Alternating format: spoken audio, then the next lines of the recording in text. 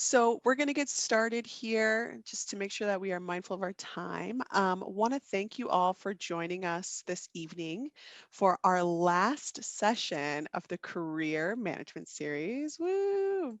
My name is Kayla Worrell, and I am the Assistant Director of Alumni and Student Programs with UW's Alumni Association. Quite a mouthful, but we're excited to have you, so thanks for joining us.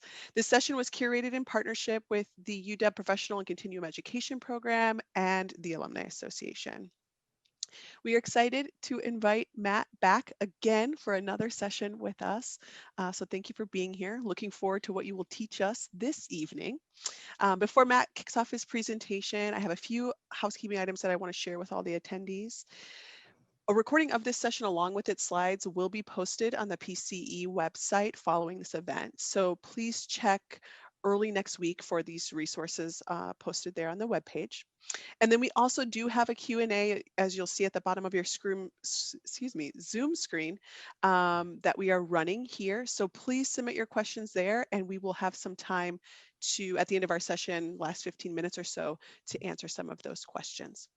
So with that, Matt, the stage is all yours. Okay, fantastic. Thank you, Kayla and Jamie and PU and everyone else who helped set these up. It takes a village, I guess, as the old saying goes. But I'm glad to be back, and I'm sure we have both some newcomers tonight, as well as perhaps people who've sat through some of the other presentations both I've done and Catherine Saxer has done. Tonight's topic is kind of an interesting one. For those I haven't met before virtually, I've been doing career coaching here in Seattle for about 25 plus years. And just, my passion has been around helping people understand how do you play the game of the job market and what are all the different methods and techniques and best practices that go into that. So in the webinars we've held today, we've talked about LinkedIn to a great extent, resumes, networking, a whole bunch of topics. But when the UW team said, well, why don't we cap it off and finish it with a discussion about personal brand, I kind of had mixed feelings about that because, again, in all the years I've been doing this, I find personal branding to be one of the most ambiguous topics out there. It means so many different things to different people. But I did my best from my own experience with thousands of clients I've watched going through the job hunting process, and some having great success, some not having much success. And I kind of put a grab bag of tips here for you that we'll go through. Hopefully we can get through them all. And as Kayla mentioned, all the things I'll be taking you through will be updated as a slide deck. So you're welcome to take notes, but you should have all this reference material to download when you're ready. So on that note, personal branding really started becoming a thing, becoming a term in the mid to late 90s. The chief person proponent of it was a guy named Tom Peters, a marketing expert that wrote a book on it.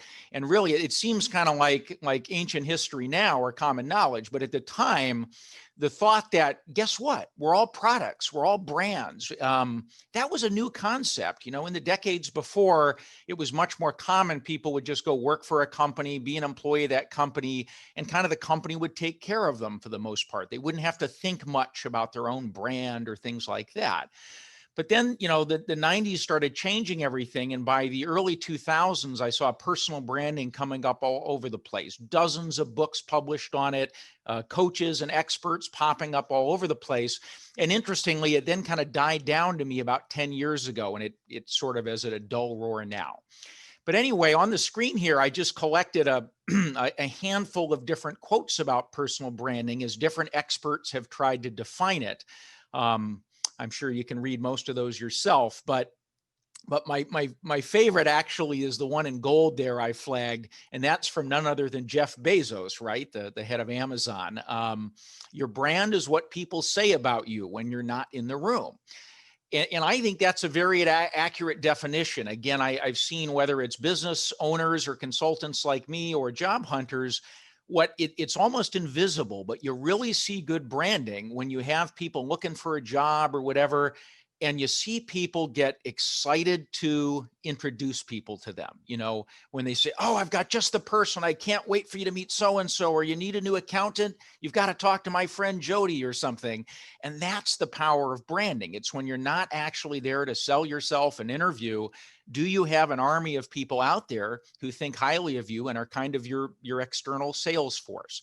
So again, there's a lot of different ways we can talk about personal branding. And I think each of these quotes has a little snippet of the truth here. But again, it means some different things to different people. So I'm going to be taking us through 4 key areas of it: differentiating yourself, strategically networking,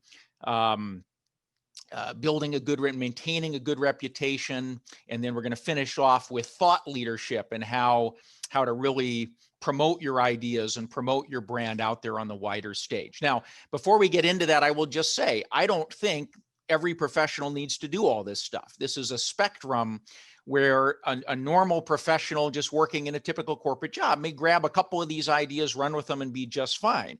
If any of you are actual like business owners or thought leaders or consultants who are trying to make a name for yourself, trying to build a practice, well, obviously some of the more advanced stuff is going to be a lot more fitting. So it's not that everyone has to do all these things. You kind of find, you know, the layer that makes sense for you. Okay. All right, so let's dive in. I think any conversation with branding has to start with the idea, again, that products are largely commoditized now, including job hunters. Not many of us, including me, can say we're truly unique and we're the only person who does what we do. Labor has become a commodity. And as an advertising person myself way back when, I mean, that's what became so interesting, is that just like companies brand themselves, Geico Insurance and that silly lizard and the 15% that they've spent $1 trillion convincing us of, that's what we're trying to learn from here. So really it starts with giving some deep thought, if you haven't already, is what does set you apart from other people who are in your field? Where do you stand out? What's unique about your approach? What, you know, that kind of thing. So to kind of walk you through some thoughts on that score, the first question, I mean, is again, if you don't already know this, really taking the time to sit down and whatever method you use, but figure out, you know, how do you approach things differently when someone works with you? You may not, you know, none of us are the best at everything, but what can they count on with you? What can you look yourself in the mirror and say, you know, every time someone works with me, this is the experience they're going to have. Another way to put it, as I wrote it there, is why would you hire you versus somebody else, right? And obviously, if I have someone who can't answer that question, we've got more of a confidence problem on our hands than probably a branding problem. So hopefully all of us, again, we don't have to be great at everything, but if you say, hey, if nothing else with me, you're going to have a no ego work style and I'm going to be a good team player. Or you can say, I never miss a deadline. You know, anything I tell you I'm going to do, boy, I'm going to get it done on time. Those kinds of things, and figuring that out. So that's the essence of your brand, or what any product goes through to try to set itself apart, right? Okay, now a thing that gets a little more farther along is any of you, and I'm assuming most of you, who are looking at professional level careers and jobs. And, you know, this is a bit different than perhaps a retail job or an entry level job. But if you're a professional in a certain field, what I would encourage you to do is think about what is a very interesting, powerful, and possibly even controversial point of view about the work you do, and learn how to express it with conviction. Now, what I mean by that is, in almost every field, mine included, you'll hear most people saying the same old tired things. You know, if I write resumes for a living. So if I just say, yes, I can write good resumes that get you hired and things like that, well, I don't think there's a single other resume writer out there that doesn't do that. I mean, it's everyone kind of says those same things. So if I was trying to write an article on resumes or something, you know, I might come up with a unique take, like once upon a time, I wrote a blog that says there is no such thing as a great resume. And I think a lot of my clients freaked out. What do you mean? You know, we paid you to write us a great resume. And I went on to say, I think there's great candidates with great qualifications, but the resume itself, is that truly something that can, stand out that much from everyone else. But my point being is, in all the leaders, all the professionals I talk to, the ones I remember most are the ones who know their field so well, and they say, here is the key to doing this right that most other people don't know. And like I said, sometimes it's even controversial. Sometimes it flies in the face of conventional wisdom, and that's what makes you memorable. So if any of you have ideas like that, if you have opinions about your field or ways of doing it that you think are pretty different from other people, that's a great place to start. Really cultivate it and own that philosophy and learn to say it. People really respond to people with conviction and people who have a strong point of view about what they do. I wish I saw a lot more of that in interviews, for example. Okay. Another key thing in developing a brand is looking at your competition. Even all these years into what I do, I've got a bookmarked web folder where almost everyone I come across that does things that I do, career coaching, resume writing, I'll spend a few minutes looking at their website. I'll look at what they emphasize, the pros, the cons, and I will save it in a folder just so I can, keep learning from, how does my brand relate to others people's? Again, what are they saying that's different than me? What are they emphasizing? And, every few years when I give thought to rebranding myself, I'll kind of dip back into that pool to find ideas. I'll see people, oh my gosh, what a beautiful website. I got to do something like that. Or someone who's got a great phrase that I may not copy, but I'm going to try to do something similar with that. So even for most professionals, just going on LinkedIn, for example, and looking at 10 or 20 other profiles in the field you're in, you can learn a lot about how the people you're sort of quote unquote competing with, how are they promoting themselves, and how can you differentiate yourself a bit, okay? Now, this is the only piece of this presentation I talk about this issue. Some people are more experts on this than myself, and I shouldn't have to say it, but I'm going to. But the whole idea of dress for success. Now that's gotten a little affected by the COVID era and all the Zoom meetings and such. But I guess if we're really talking about personal branding, I mean, there's two levels. There's the standpoint of just always looking professional, and whether it's interviews or networking or things like that. I mean, even on a very subtle level, I'll have clients came in back in the old days when I met people in person. And it's not that I need them to dress up for my behalf, but I would have people come in ratty t-shirts and shorts and their hair outgrown and stuff. And I can't help it. Unconsciously, people judge you based on those kinds of things. So again, whatever you do for a living, keep in mind that dress codes are important. And some people take this even farther, as you can see there. And if they really want to brand themselves, I've seen people have like a unique accessory, certain jewelry or hats or ties. There's a famous marketing executive in town who just wears Disney ties, and everyone knows him. Every time you see him, he's got a Disney tie, and it's memorable. I had one client who was an expert in China, US business consulting. And I told him years ago, why don't you buy two little lapel pins, one of a US flag, one of a China flag, put them on your shirt every time you go out to networking events, and just visually reinforce that's what you're an expert in, China and US relations.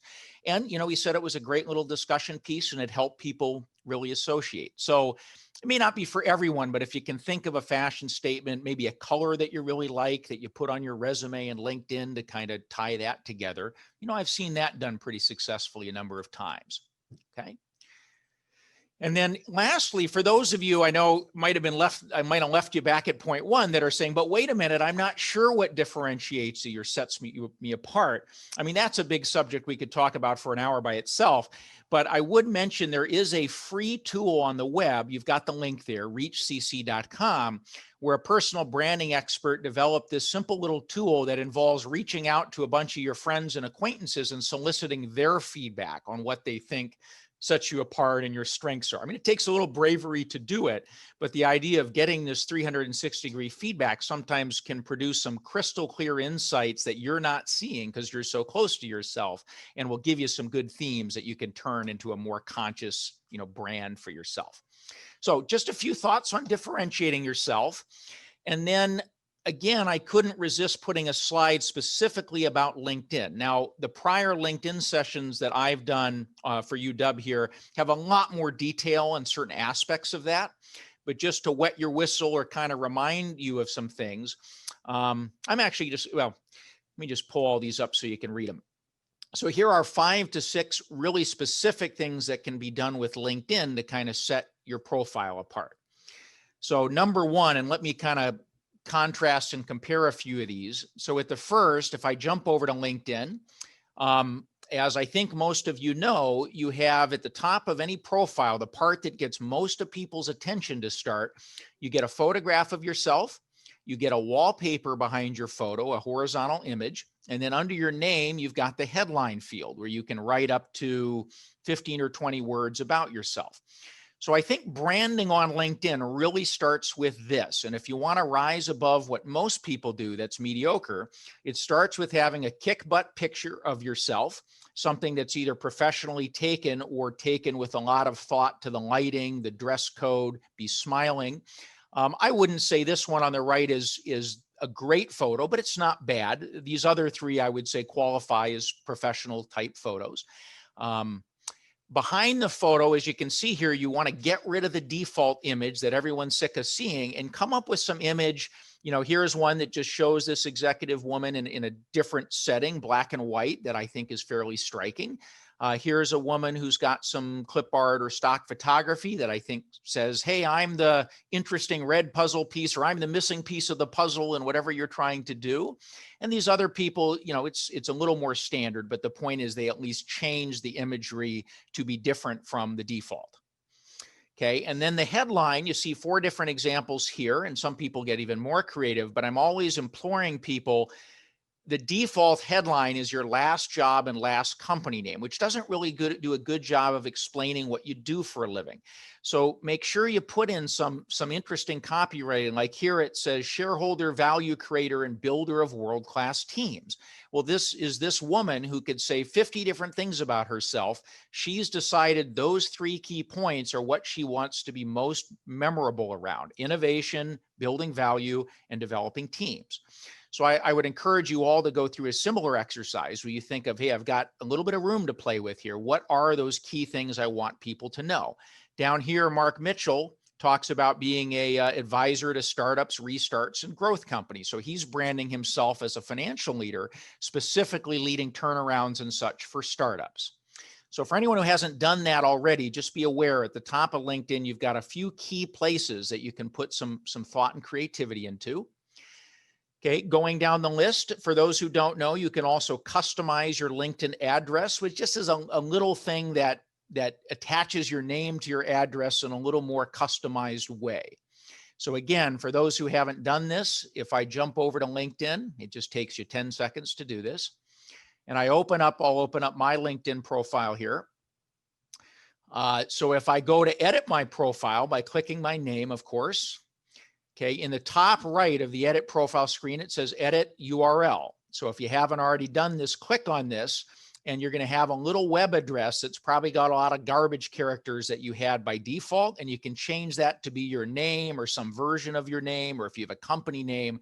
Again, it's a little thing, but a customized LinkedIn address is kind of the new piece of contact information a lot of people put on their resumes and their business cards. So if you're going to do that, you want to shorten and personalize it, not have the big long default random one. Okay, a couple other things. The biggest section of LinkedIn content is the About section. As most of you know, is a big summary box that's 2,600 characters.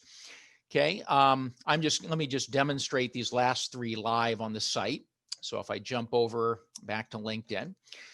So if you go down to your About section, I guess I'll just pull up mine as an example. You've got all this room to tell your story. And I always encourage people, as I did in my LinkedIn seminar, just give me a paragraph or 2 of some creative language that tells your story, explains the problems you solve, and talks about how you differentiate yourself. Okay. And then sprinkle some keywords. Whatever you do for a living, I would try to get some bullets with a lot of the specific skills and competencies you have. Or if you're a consultant or a business owner like me, talk about the services you offer. Okay, so the About section is a real good place. Let me show you one other one real quick that just comes to mind. There's a UX person. I love what she did. I think I shared this in the LinkedIn webinar as well. So here's another example of a UX person that I think used some really thoughtful copywriting, if you can scan it there. just to set herself apart and just show how she thinks about her field and that type of thing. Now, she's also a good example, if I scroll down, where she's attached some multimedia files, okay, links, PowerPoints, PDFs. So under most of the LinkedIn section, you can also upload or link actual content. So if you have any work product or a portfolio you want to share, if you've got mentioned on a website or have any web articles or testimonials, some people do a lot of that, some don't do much of it, but just be aware under each of your jobs, like here, she worked for Vita Health, and at the bottom, she included an attachment to a PDF of an article or a research project she worked on. Okay, so if you weren't aware you could do that and you have some good content, feel free to deck out your profile with some of that multimedia content. And then last but not least, as far as just what I would consider the top things about branding your profile, there's other things. Down at the bottom, there's the recommendations section where you can ask your friends and acquaintances and references to write nice testimonials about you. So, don't be afraid or don't be shy if you have a handful of people or a lot of people who think highly of what you do. Ask them if they would mind submitting a testimonial. And what's nice about it is those can't be anonymous. So it's real people with a lot of credibility willing to stand up and say you're good at these things. And additionally, they're there pretty much permanently. So it's not like an old letter of reference that you could lose or that you could have forged yourself. These have a lot of credibility among managers or potential clients. Okay. Someone I was just catching up on the Q&A, Nicole made a great point that I didn't have in my slide as far as the visuals and Dress for Success is if you do a Zoom info like this, you could come up with a really cool branded background. Now, I didn't go to that length. This is my real background. I'm sitting in my office, but if I was against a blank wall or had a green screen, absolutely. There's both built-in backgrounds, or you could easily develop a little image that becomes this thing that behind you that sets you apart. That's a great thought. If I ever do another one of these, I may work that in.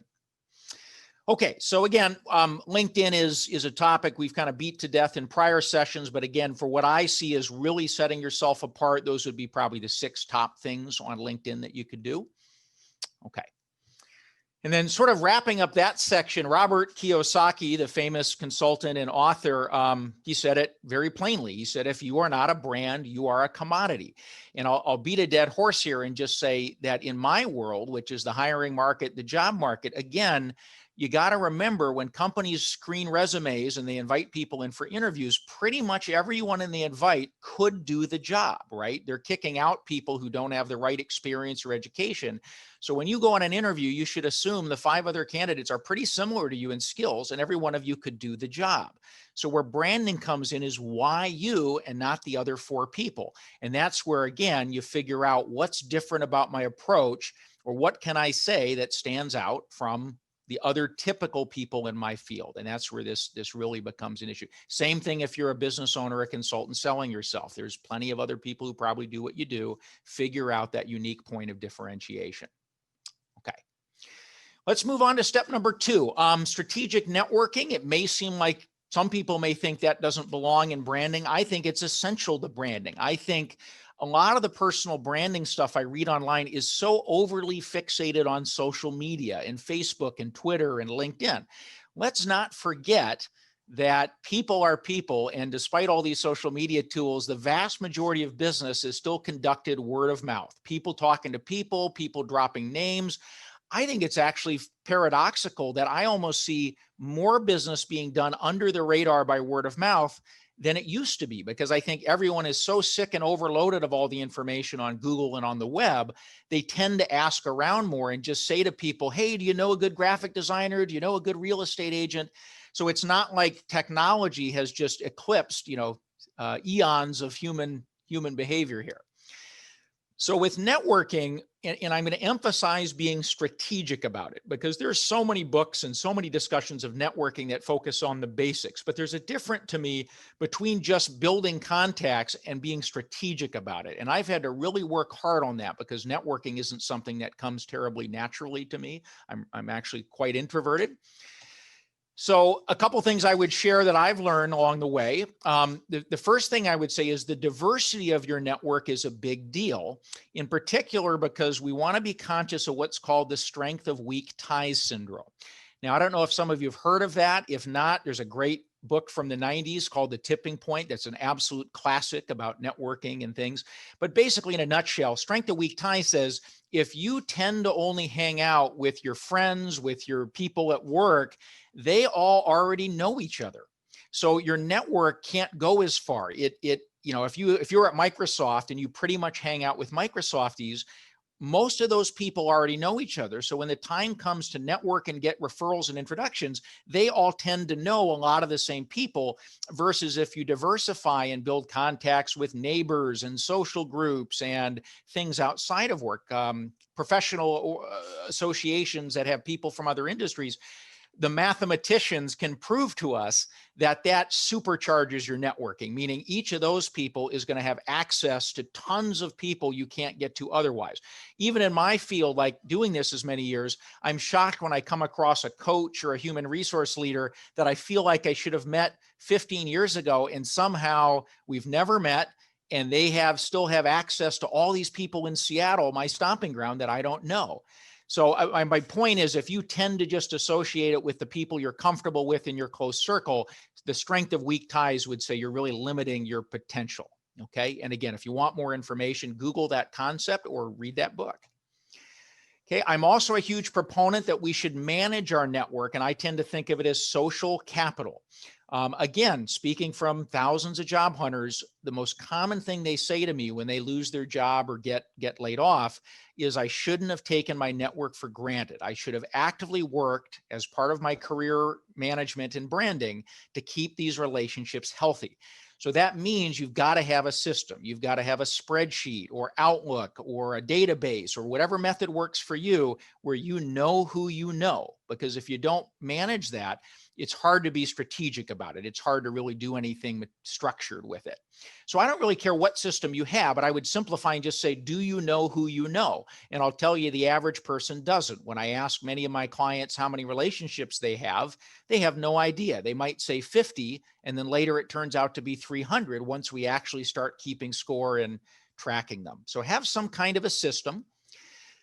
You want to treat referrals like gold.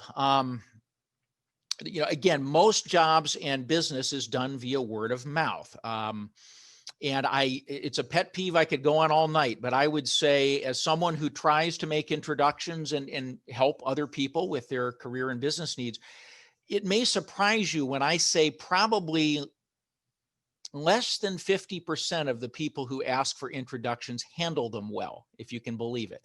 What I mean is, and I've had this happen several times in the past week, someone says, do you know anyone in these fields? And I rack my brain and I said, well, here's a couple people I know, John and Jennifer and Brenda. And I give them their names. And then 2 weeks later, I haven't heard anything further about, did they contact them? Or my person gets back and says, that person contacted me, wasn't prepared, or didn't know what they wanted, or rude. So, I mean, again, a big topic, but I just would say it's sort of invisible. But if anyone sticks their necks out and gives you a name to contact or makes a referral for you, your job is to make that person look good by handling that referral like a pro. Being thankful, being appreciative, being prepared, not wasting the other person's time. I know it seems obvious, but again, less than 50% of people, I think, meet that criteria. The other key thing, as it says, is once you've chatted with somebody, it doesn't end there. So if I introduce you to Henry, and Henry gives you 10 minutes of advice on how to break into Google, make a note, put Henry in your tracking system, and 3 weeks later, go back to Henry and say, Mr. Jones, I just wanted to circle back around and thank you for that great advice you gave me 3 weeks ago. Here's what I did with it, and I'm already generating better results. That is why the people help you. They want the payoff of they did a good thing and you were coachable and took their advice. So I'm just always bummed when I see people ask for an introduction, maybe have a conversation, but they never do anything downstream to cement it and reinforce it and give that payoff to the helping party. Hey, I took your advice and here's what happened. And that's why people help, is they want to feel helpful. Anyway, so that's one of my big pet peeves.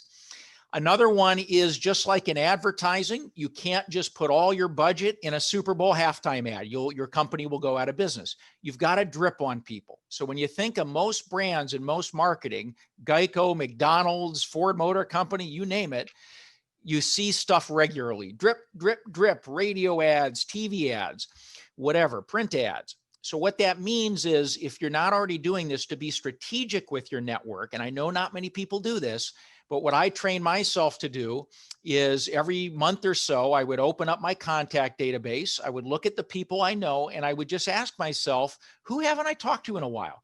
Who's losing steam, or who did I have one or two interactions with, but I haven't had further ones, so that relationship is dying off and they probably won't remember me in a year? Who are the most influential people I've met that know lots of other people? Maybe I want to make an extra effort to get in their good graces or get to know them better. So that's where the strategy comes in. You're not going to build great relationships with 1,000 people at once. You got to pick your battles and say, who have I met and who do I want to invest more time and energy? So that might be just a quick note to them every month or two. It might be inviting them to an event. It might be sharing an article with them that would be relevant. It's so basic, but it's just being thoughtful and checking in with them on a regular basis so that relationship stays healthy. And again, so many of my clients say they stopped doing that. And so they used to have these great contacts, but they haven't talked to them in years. So now they would feel very awkward asking those people for help. Does that make sense? So again, that's where the strategy of network comes in. And last but not least, especially when you're in a position of strength, I shouldn't have to say, pay it forward. If people ask you for help and it's reasonable, give back to them. You know, as many children's fables will tell us, you know, pull the thorn out of the paw and down the road, the lion will help you, or I butchered it. But the point is, it's amazing what goes around comes around. So if you want to be helped down the road, pay into that by helping other people, being thoughtful. I'm just amazed how many times people have remembered that later and come around, and it just, your reputation as being there when they needed you just is worth its weight in gold. Okay. Now, someone asked the question, they're studying and getting ready to switch careers, healthcare to corporate. Any suggestions on how to manage the LinkedIn account and get the networking ball rolling on the new career? That's a great question, Trupti, if I'm pronouncing that right. I would say for that kind of thing, most of that answer is going to be in the earlier LinkedIn webinars. I think we did 2 of them that have very detailed advice on every piece of a LinkedIn profile and how to change it to shift to a new career or emphasize certain things. So I don't think I can say much more about that right now, but if you didn't attend those earlier webinars, go to the UW site and possibly go through that one, because that gets very specific about LinkedIn and what to do there. Okay. All right. Now, one other slide about networking. Oh, someone asked a good question. What does a quick note to your network look like? Are you nagging them, or how do you make it valuable? Well, that's an interesting question. There is nothing wrong. There is nothing illegal. We were just saying, hey, John, I was thinking about you. We haven't talked in ages. I hope you're doing well in this crazy year. And what are you up to these days? You could say, Marcia, we met like 6 or 9 months ago. I really enjoyed meeting you at the conference. I was looking to learn a little bit more about what kind of clients are you looking for? I'm meeting lots of people and just want to make sure I can promote your business or keep my eyes open for people that may help you. Again, you might find an article or a website you think they would be interesting. So it's really about being thoughtful. There's nothing wrong with just saying, hey, I was thinking of you, let's catch up or have a glass of wine or something. But knowing what your friends do or what your acquaintances do, the more you can, like one thing I always do, because it's so easy to procrastinate, is if I'm jamming along doing my work and I see an article or a resource I think one of my clients or one of my business friends might like, unless my house is burning down, I take that moment while I'm thinking of, and I send it to them with a quick note, hey, was thinking of you, rather than wait, because I know if I wait a day, I'm not going to do it. The moment will have passed. So I'm always trying to do that. But yeah, those notes can be, again, just checking in with them. How are you holding up? What's going on? They could be something related to their career or what they do for a living. It could even be something about you. Hey, I just wanted you to know I'm currently on the hunt for a new healthcare role. Just please keep your eyes open. So again, it kind of depends on who it is and who the situation is, but don't feel it has to be some grandiose gesture or some extensive cover letter or something. It's just being friendly and conversational. And try not to overthink it. I know it's hard. Okay, now a slice of networking that I had to give a little more time on is association. So for those really kind of needing to build their network or wanting to build a business or thought leadership, a couple quick thoughts on groups and associations. So for starters, I put a bullet that has 3 of the best sources for finding groups and organizations to join. So if you haven't already been to these sites, almost any topic you might look for, sustainability, finance, human resources, cloud technology, you name it, there's going to be one group or multiple groups out there that either in person or virtually are meeting to talk about that topic. So finding the groups isn't terribly hard, and these are some good tools for doing it. Okay. Do I think you should go out and join a bunch of groups? Not necessarily, because every group has its own personality and its own culture. So when I used to do a lot of this, I would go, to 1 or 2 different events a week. I'd kind of pay to have my chicken dinner and sit there, and I would just see how it went. Did the people seem friendly? Did they seem knowledgeable? Was it awkward? Were people cliquey? So I tried a whole bunch of groups before settling on the ones I would attend regularly or pay money to become a formal member. So again, just, almost any of these groups you can try before you buy and just go attend a function or something like that without having to sign up formally. I also, because to answer your question, Eva, I'm again very introverted. So with associations, I wouldn't just go to the meeting, the first event, and feel awkward and not know anyone. I would always email an officer of the group or 2, and I would say, you can always find them on the group's website. Hey, Shelly, I'm potentially thinking of joining your group. I'm coming to your event next Thursday. I just had a couple quick questions for you. And I would ask them things like, what kinds of people are in the group? Or, is there any etiquette I should be aware of? Or what do you think the key benefits have been of the group? Things like that. And what's cool is when I arrive there, I already then have a built-in person or 2 I can go introduce myself to.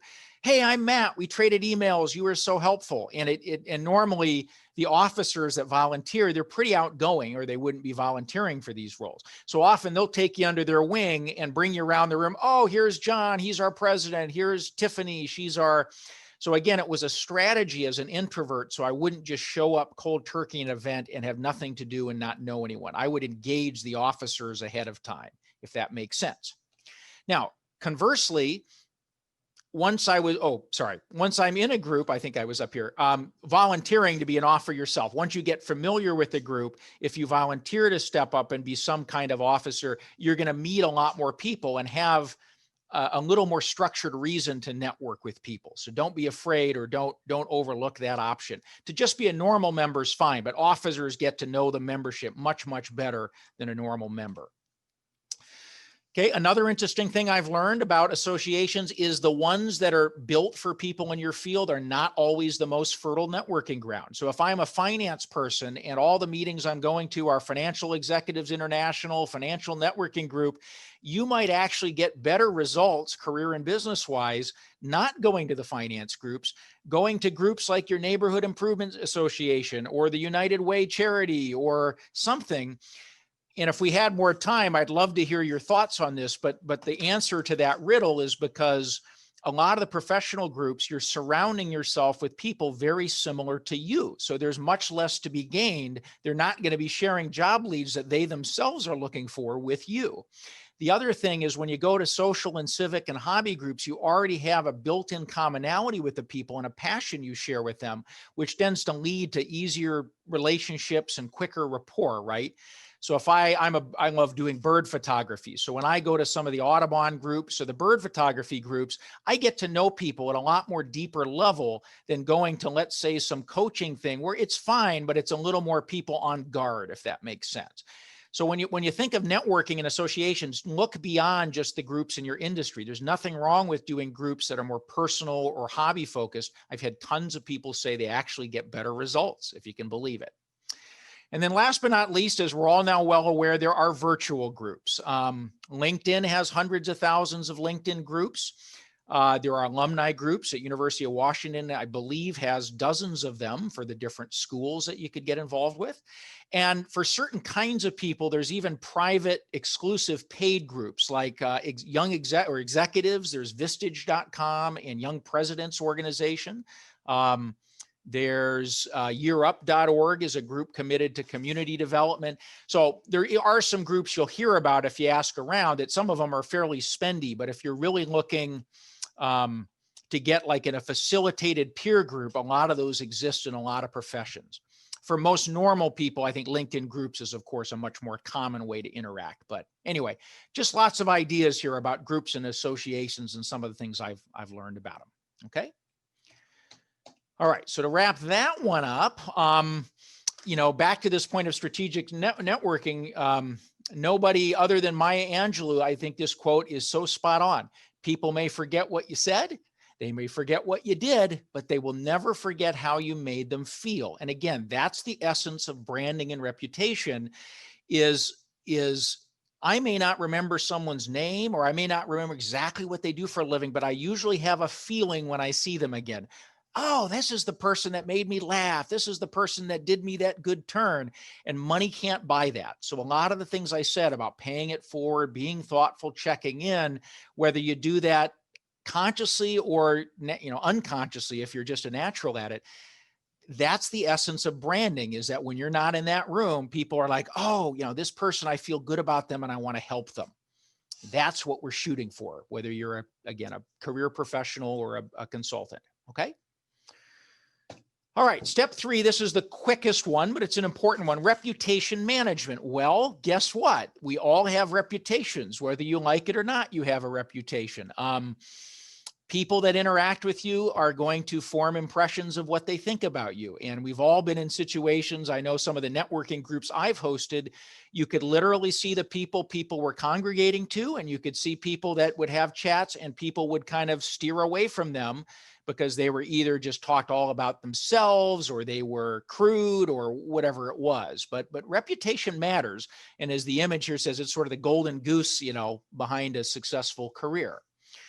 So a few thoughts on reputation management. One of my favorites, and again, I wish I didn't have to say it, maintain a superior say-do ratio, which is just a funny way of saying, I didn't come up with it, but it's a funny way of saying, do what you say you're going to do.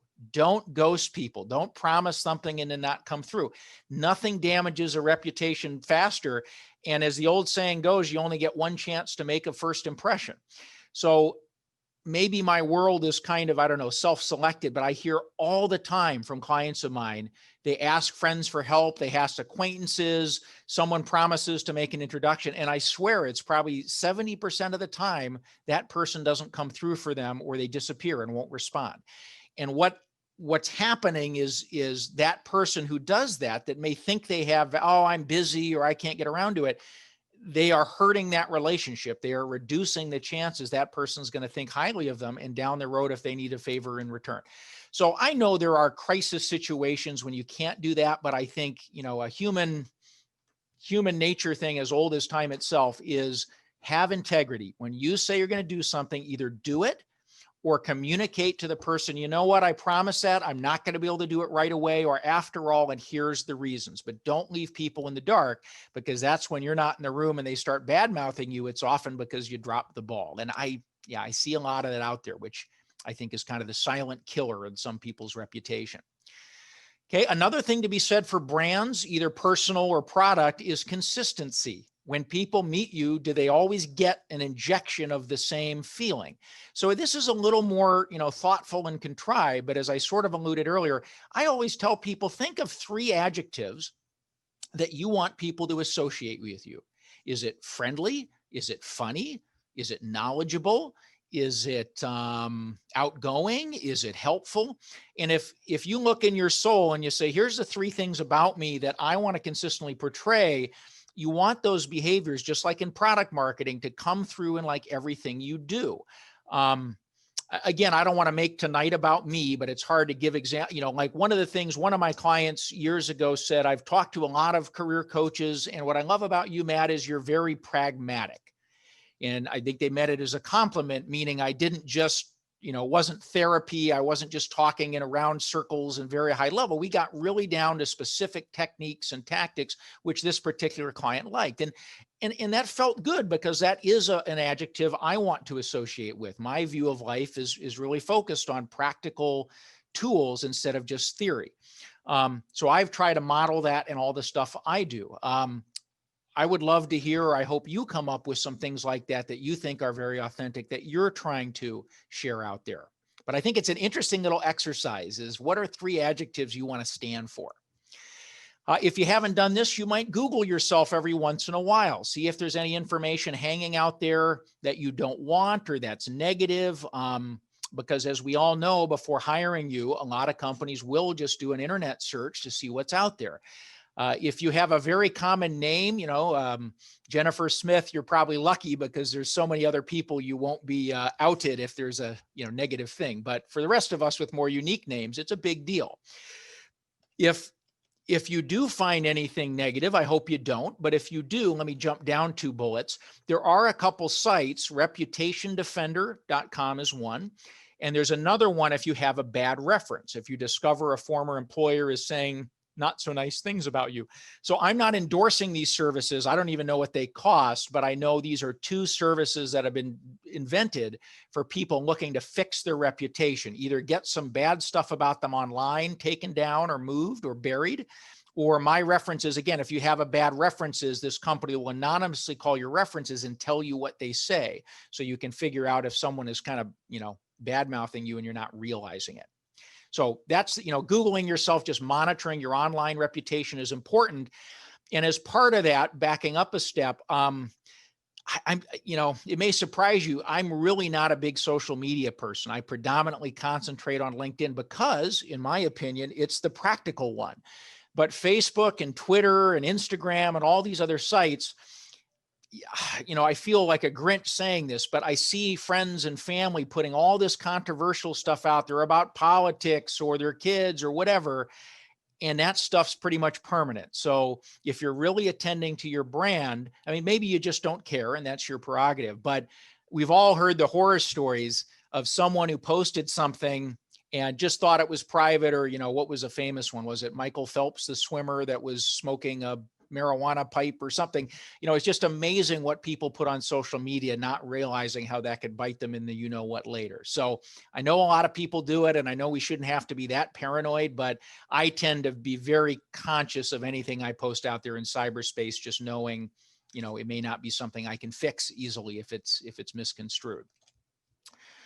Okay, now the thing wrapping up, good old Henry Ford a long time ago, he made the point, you can't build a reputation on what you're going to do in the future, which is a roundabout way of saying we all leave this trail of what we've done in the past, and our reputation is largely based on how consistent we were, how much integrity we had, and how people feel about their interactions with us. So I see people saying things like, I want to be seen as this, or I want to be seen as the God's gift to this. And I go, well, you can try to create that in the future, but that doesn't undo all the people who've already met you. So it's not something, actions have to back up your words. Branding is more than just putting some fancy words on your LinkedIn or your website. You've got to back it up and walk the talk. And I know you all know that, but we've all seen the difference between the people who just superficially say all these things versus those we've been around for years and they've proven it. I think we all have people, again, a way to look at it. If someone asks you, someone you would recommend without reservation, an accountant, a real estate agent, a lawyer, whatever, a teacher, just ask yourself, what did that person do? Or what is it about that person that's earned your unqualified referral, your unqualified recommendation? That's the kind of people we want to emulate. And whether they did it on purpose or not, I bet you'll find it was a bunch of the elements that we've talked about so far. That's sort of the ultimate goal here, is just being one of those people recommend without reservation. Okay, this brings us to the final set, or the final element, which is thought leadership. So when I was giving my thought again to personal branding, there's so many different ways we can define it. I'm just telling you what rings true for me and the organized way that I see this topic. So the fourth one I would say, and I think this applies mostly to people with ambitions to be senior executives or consultants or things like that. Again, if you're a typical professional who just wants a good, steady job, middle-class job, you might not have to worry as much about this stuff. But I'm guessing a fair amount of you on this call do have aspirations or would like to be seen as thought leaders at some point. So what does it take to become a recognized expert in your field, or to gain exposure for some of your ideas in a world that is so clogged and congested with data and with text? So one avenue for that is writing and publishing. Okay. Um, Now, is that for everybody? No. I think people who don't like writing or aren't good writers, this would be torture for them. So it's not like everyone who has to go do this. But a few thoughts, because I really enjoy writing. So I've used writing as a big way to get my brand and my ideas out there. For starters, it costs you nothing or next to nothing to put a little basic website together using, these are, I don't endorse them, but these are some common free sites, Wix and Weebly.com. Even if it's a one-page website or a three-page website with your resume, a bio, and a few thoughts about what you do or some work samples, great. At least if someone Googles you, they're going to pull up this online site, and you get to show them and control the message that you're going to give to them. So it's more about quality than quantity. You don't want to put 20 pages of just random stuff about yourself. You want to focus again on those key themes, those key adjectives, the key problems you can solve. But having a personal website has become a pretty smart idea for anyone looking to climb the ladder or again, become consultants. Okay, on LinkedIn, now we talked about some of the LinkedIn, profile stuff, but another thing you can do on LinkedIn, as I think most of you know, is if I go over to LinkedIn and go to my homepage, right in the middle of the homepage, there's an interactive portal, kind of like Facebook, where you can write postings that go out to all of the people in your extended network. Okay, so what a smart person would do if they're intentionally trying to build their brand is maybe every week or two, and I would actually put a note on your calendar, recurring reminder to do this. You go in and you think of some relevant value-added thing to post here. Again, an article, a thought, an opinion, something you're doing, something you're putting on, or a new service you offer, whatever. But see, the thing is, it's the frequency and the consistency. If every week you go in and put something here and paste it and send it out to your friends, not only are a fair amount of them probably going to like it and comment on them, but the LinkedIn algorithm will give you extra credit. LinkedIn ranks you higher if you put some amount of content on this page, especially regularly. So not everyone has to do this, but someone intentionally trying to build their brand should make a regular point to post stuff on there. If you're even braver, the next bullet says you can use the write article feature on LinkedIn. So back to LinkedIn, the bottom right, you see write article. That's for the pros. That's if you have a really formal white paper or opinion piece that you're willing to stand behind. You can use that feature to post it on LinkedIn. And what happens is if enough people like it, LinkedIn starts releasing it to other total strangers on the system interested in your kind of content. So if I wrote an article on interviewing tips or something and a fair amount of people liked it, it would get released to thousands more people. And then if they liked it, thousands more. And before you know it, you might have total strangers reading this stuff you wrote and who knows, hiring you, approaching you, or at least interacting with you. So LinkedIn has this platform both for more informal posts and more formal papers, and it's a great way to get some written exposure for your ideas if you've never thought about it. Okay, another thing that often goes into the written side of personal branding is writing a blog. Now, I have a blog. I am not as big a believer in this anymore, and some of you could totally disagree with me and say I'm crazy if we had more time. But I think the blogosphere, as it's called, has, I don't want to say it's past its prime, but there are so many millions of blogs out there. And I just feel like there's not as many people paying attention to them, in other words. So the thing with a blog, for it to have success, you've got to be committed. You've got to put a few pieces of content there each month and put some real thought into it and like to write and have good ideas. And so, I mean, I would bet you 90% of blogs or more, someone starts one and within 2 months it fizzles out and their last posting was in 2014. That hurts your brand. It's not even neutral. It hurts your brand because it makes it seem like you gave up or you didn't finish what you committed. So blogs are not hard to do and they're free, but I'd really think hard before doing that, and only if you had a compelling reason and you really had a lot of ideas you wanted to share. Okay. Another thing you can do if you're a real pro is reach out to media outlets, trade journals, radio stations, TV stations, and if you're an expert in a certain field, offer to be a resource for them or a columnist. I did that earlier in my career. I reached out to the Seattle Times and the Puget Sound Business Journal. I asked them if I could write a regular column. I mean, of course, they kicked the tires and checked me out and made me put some writing samples, but eventually they said, great, we're not going to pay you a darn thing, but you can certainly write us something every month or two. And it got some really good exposure for my company and my brand. You don't have to do it regularly. You could just once in a while, just contact, I had a woman who was big on women getting more into engineering jobs in the computer game industry. She had been a successful woman in the gaming industry. So she wrote a whole article on sort of the friction and the discrimination. She was nice about it, but that happens. And she contacted a bunch of tech publications and asked if they'd like to run it. And I think like 50% of them said, absolutely. So there's so many cool media outlets that you could approach. But again, this is all about writing. So if writing really isn't your thing and you don't like to do it, I wouldn't recommend using this approach heavily. Okay. Now, the flip side of thought leadership, the other way to get the word out is public speaking and presenting. Okay. So for those of you perhaps more outgoing or just simply more comfortable verbally, again, we have hundreds of thousands, tens of thousands of trade groups, networking groups, industry organizations. If you remember the links I told you about 7 slides ago with how to find the associations to join to meet contacts, those same directories could be what you look at to find places that you approach and just say, hey, I've got a great talk I've developed on X, Y, or Z. Would this be of any value to your members? And do you ever bring in outside speakers? And again, many of these groups are actively looking for speakers to come, fill their meetings with content, and it's got to be something relevant.